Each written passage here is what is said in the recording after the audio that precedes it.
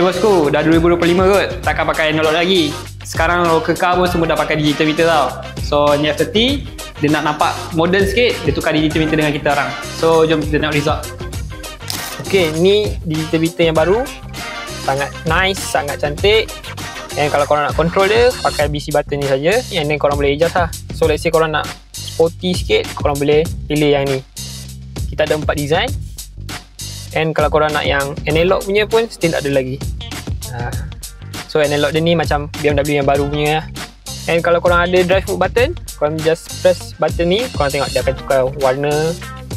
And dia akan tulis lah kat sini Eco Pro, Comfort, tengok dia jadi warna orange.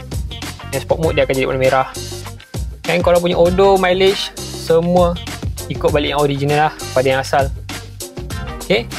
And display untuk signal korang, double signal, high beam ke pun dia akan tunjuk lah, semua dekat atas sini. Okay bosku, kalau korang berminat nak pakai digital meter, korang boleh terus PM kita, okay?